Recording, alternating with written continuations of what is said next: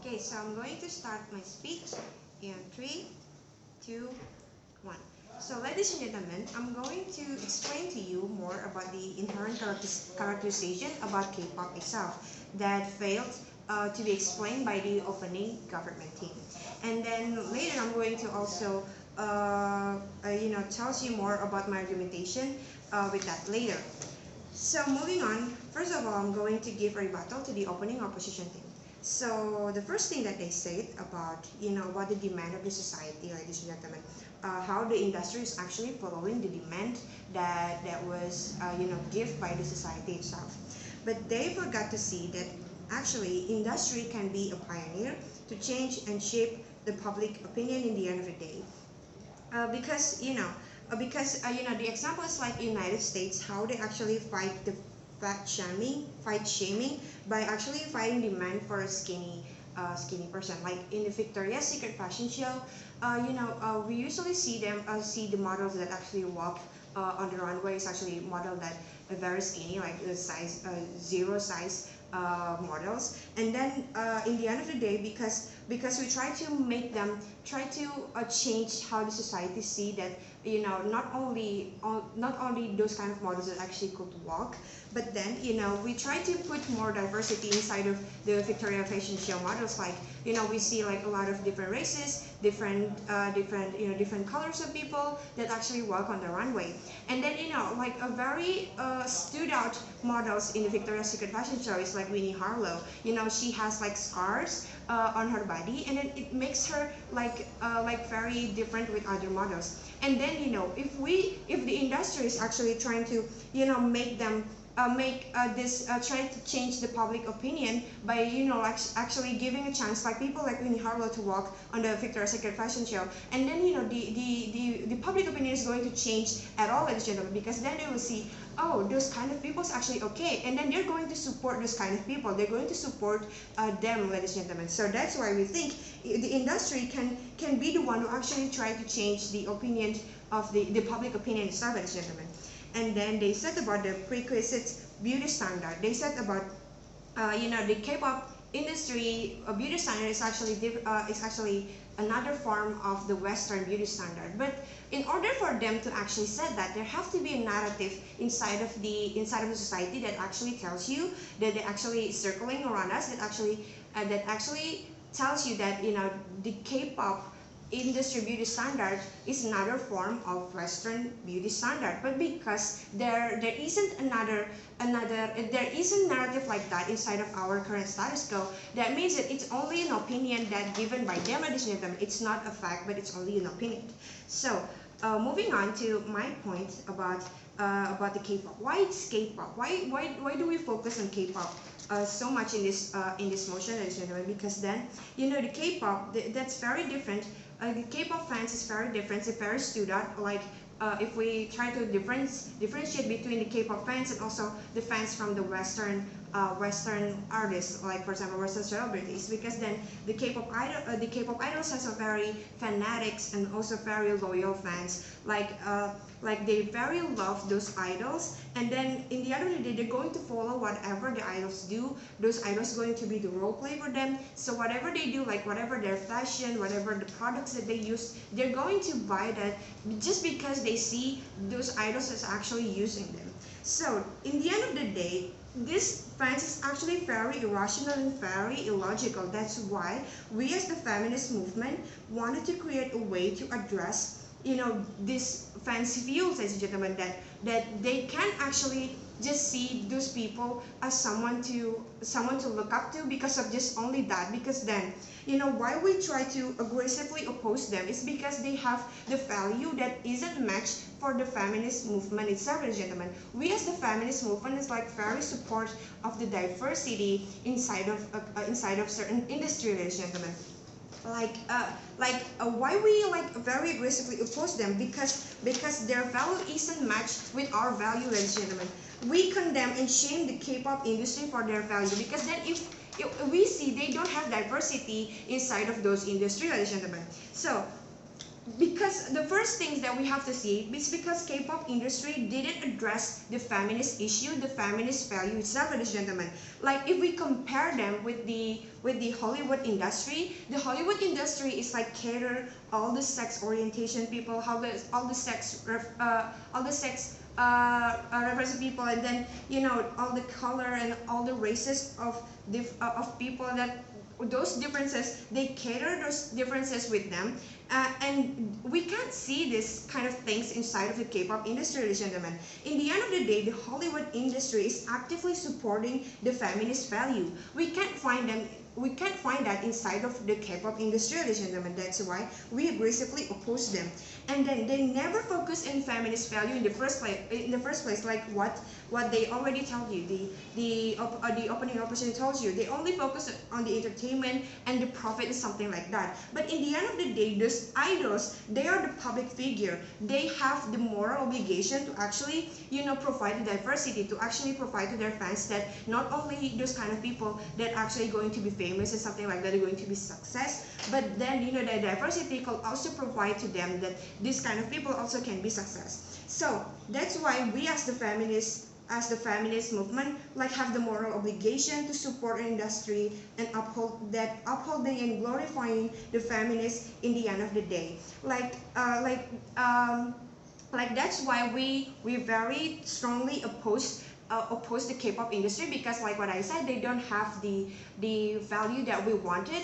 And in order for them not to be opposed by this feminist movement, is actually to create more diversity, to actually to provide more diversity, maybe in their groups. Maybe they have not only white races, but also not only Asian races people, but also maybe black skinned people, maybe African based people and something like that. So it's not only going to be those kind of people that we see, like the Asian, the Korean one that actually we see inside of those groups, but also other people, ladies and gentlemen. If we try to make these demands happen, then they're going to change that. And in order for them to in order for them to meet our diversity demand, then in the end of the day, we're not going to oppose them if that happens, ladies and gentlemen. So I think that's all. Thank you. 7 minutes, 15 seconds.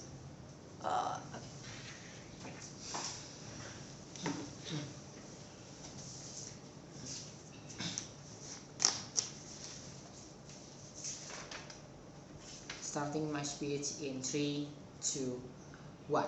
Ladies and gentlemen, the one that can win this debate is actually who they actually can prove to us how the feminist movement itself will be keep access in the status quo. We actually want every people that actually not gonna have a standard, for example, because of this kind of K-pop. They think that when they have a good body, that's why they will be happy, and so on and so forth. That is not that we don't want this gonna happen, the standardization about the kind of things. So ladies and gentlemen, we believe that the one that will win this debate is actually who can give less of harm because of this kind of things, ladies and gentlemen. So ladies and gentlemen, the first of all, we have to rebut the some argument from the opening opposition and the first speaker that they stated about, ladies and gentlemen, beauty is the standard. They stated the beautiful is not standard. It's only from the K-pop itself, but also there is only the alternative when they don't want to follow the Western standard, for example, or the Western style, for example. So that's why they have more preference to go for their style, ladies and gentlemen. But at the current status quo, we believe that is not never happened at the current status quo. But because when they want to apply this kind of things, we have to we need a narrative in this current status quo that say that kind of things is happen, ladies and gentlemen. We believe that, ladies and gentlemen, in the current status quo there is no narrative that say about that things, and we believe that, ladies and gentlemen, this kind of statement that cannot be stand, because it's only this opinion in the current from the OO itself, ladies and gentlemen. Because in the fact there are a lot of people, as we know, the characterization of the people who fans the K-pop itself is actually a very fanatic, and they actually are very loyal, and also they will do everything what their actor do. They will buy everything what something about their actors, for example. So we know that ladies and gentlemen, this is happen in the current status quo. We don't want that the people that actually want to do this kind of things, because the K-pop is actually does not give any diversification in this kind of the talent. So that only makes the people that actually has just one preference. For example, if they want to be a good person, for example, they will have to have a skinny body, for example, or they have to have a white skin, for example. So they don't want this gonna happen in the current status quo, ladies and gentlemen. And also, we believe that, ladies and gentlemen, why K-pop is very exclusive comparatively with the Western industries. Ladies and gentlemen, K-pop is actually the one of the industries is not actually promote the feminist movement in their talent, ladies and gentlemen. Can you see the K-pop? They're actually just using, for example, the white race inside of their talent. Most of the talent is actually the white race, and also they have also a same style in the current status quo that only make and give the impact for the society itself. Just only they think, so I want to be like him, I want to be like her, so I will be happy in the end of the day. That is how the K-pop itself in the current status quo. So we don't want this gonna happen. We wanted the K-pop itself have to change their value itself, ladies and gentlemen, in order to give a good impact for our society, ladies and gentlemen, because we can see the huge impact that was given by the K-pop itself that can actually affect the society in the current status quo. When you see for example, there are a lot of people is actually buy something photo card, for example, they spend a lot of money because just only want to buy what the K-pop their talents ask for them, for example. So we don't want this gonna happen, because it only make the people itself just have a standard to they feel I'm happy, ladies and gentlemen. And also they also stated about dreams and reality, because we are Indonesian people, we still get married with Indonesian people, and we actually will not, we just, for example, we just a fans of the K-pop, and we're not gonna use it as the standard. But ladies and gentlemen, do you think that we as the Indonesian people, yeah, we can see maybe we can get married with Indonesian people, but ladies and gentlemen, we always try to make a standard to that people that actually have to follow the Korean style, for example, ladies and gentlemen. Even we actually will marry with Indonesian people, but we also has a standard that we want to marry with someone that actually for example love Korean style, for example. And we believe this is not fair for the other people that actually don't have a privilege to do that kind of things, ladies and gentlemen. And also they also stated about the K-pop is fulfill the demand of the society. But ladies and gentlemen, in here we believe industries is actually one of the roles that actually can change the demand itself, ladies and gentlemen. We don't have to follow every demand from the society itself, ladies and gentlemen. Even you stated that the K-pop is actually profit oriented and so on and so forth. But ladies and gentlemen,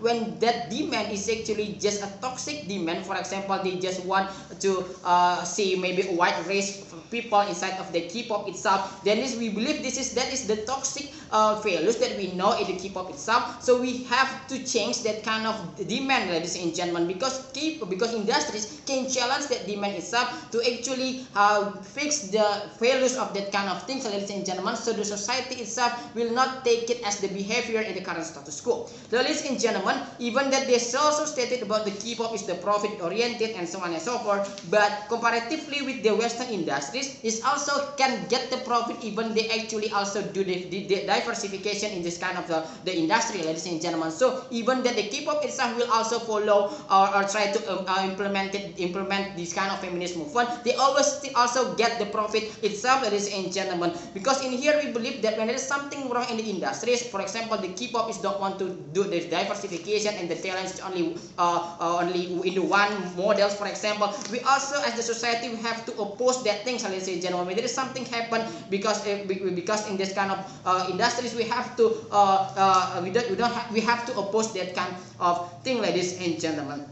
So in here we believe, ladies and gentlemen, we are trying to oppose aggressively. That's mean because the K-pop itself don't promote the feminist movement. They are always they are stuck in this kind of situation. They don't actually try to use the other actor, for example, from African, from any other race in this kind of the K-pop itself. So that's make the people is only have a one preference to fulfill in the very first place, ladies and gentlemen. So we believe that, ladies and gentlemen, the feminist movement is very important for us to actually make the people don't have the standard itself, also, ladies and gentlemen. And also the K-pop is actually have to change their values in order to make sure that in the end we will have a good society, ladies and gentlemen. So I think that's all from me. I'm very proud to propose. Thank you. 7 minutes. Thank you.